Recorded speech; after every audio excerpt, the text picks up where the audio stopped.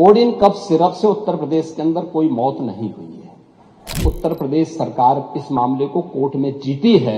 उत्तर प्रदेश ने इस मामले को लड़ा है, जिसको सबसे पहले एसटीएफ ने पकड़ा था 2016 में। उसको लाइसेंस समाजवादी पार्टी ने जारी किया था। देश के अंदर दो नमूने हैं, एक दिल्ली में और एक लखनऊ में बैठते हैं। जब देश में कोई चर्चा होती है तो तुरंत वह देश छोड़ करके भाग जाते हैं, और मुझे लगता है कि यही आपके बबुआ के साथ भी हो रहा होगा। वह भी देश से फिर जाएंगे इंग्लैंड की सैर सपाटे में, और आप लोग यहां चिल्लाते रहेंगे। क्योंकि पढ़ाई लिखाई से आप लोगों का कोई वास्ता है नहीं, इसलिए आप लोग हमेशा इस प्रकार की बातें करते हैं। विभाग के द्वारा छापेमारी की कार्रवाई भी होती है।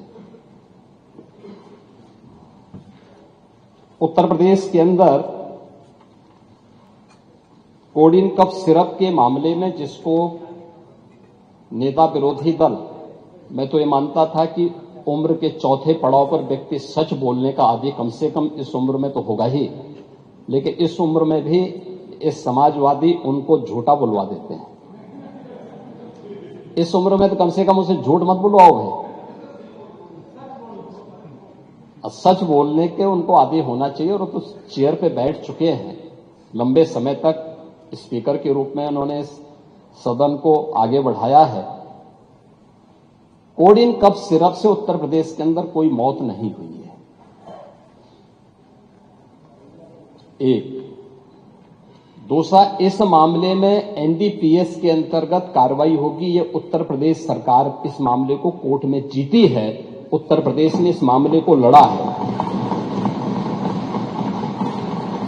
तीसरा, उत्तर प्रदेश में इसका जो सबसे बड़ा होलसेलर, जो बड़े होलसेलर हैं, जिसको सबसे पहले एसटीएफ ने पकड़ा था 2016 में, उसको लाइसेंस समाजवादी पार्टी ने जारी किया था। जो फोटो रिलीज हो रही है, देश के अंदर दो नमूने हैं, एक दिल्ली में और एक लखनऊ में बैठते हैं।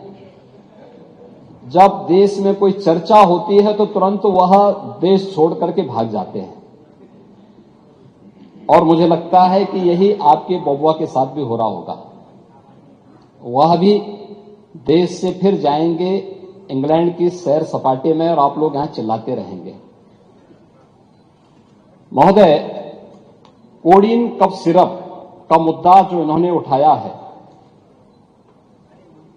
मुद्दा था नकली दवाओं के सेवन के कारण होने वाली मौतों का, और उसके बारे में हमने पहले ही बताया है कि नकली दवा के कारण होने वाले मौत के प्रकरण की कोई भी बात अभी तक शासन के संज्ञान में नहीं आई है, और समय समय पर एफएसडीए विभाग इसको लेकर के छापेमारी करती है, कार्रवाई करती है। कंपनियों में भी इस प्रकार की कार्रवाई होती है। यूपी के अंदर कोडिन कफ सिरप, इसके केवल स्टॉकिस्ट हैं, होलसेलर हैं। इसका यहां पे प्रोडक्शन नहीं होता है। ये मध्य प्रदेश में, हिमाचल में और अन्य राज्यों में होता है। और जो मौत के प्रकरण सामने आए हैं, वे मौत के प्रकरण अन्य राज्यों में आए हैं। जिन राज्यों में आए हैं, वह जो भी प्रकरण सामने आए हैं, यह तमिलनाडु में बने हुए एक सिरप के कारण सामने आई है। ये पूरा प्रकरण इलीगल, यानी इसमें एडिटेशन का भी नहीं है, यह इलीगल डाइवर्जन का है।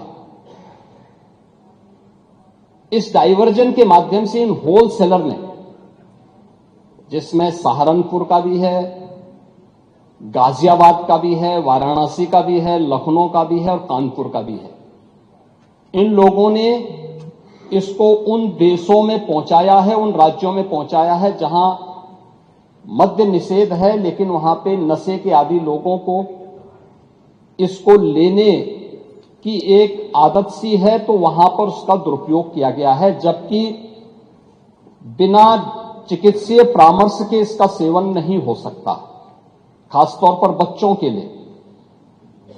एडल्ट भी चिकित्सीय परामर्श से ही इसका सेवन करता है। कौन ऐसा व्यक्ति है जिसने कफ सिरप नहीं लिया? खांसी होती है, हर व्यक्ति लेता है, लेकिन चिकित्सीय परामर्श से उसमें लिखा जाता है। क्योंकि पढ़ाई लिखाई से आप लोगों का कोई वास्ता है नहीं, इसलिए आप लोग हमेशा इस प्रकार की बातें करते हैं। प्रभातखबर.com, विश्वास वही, रफ्तार नहीं।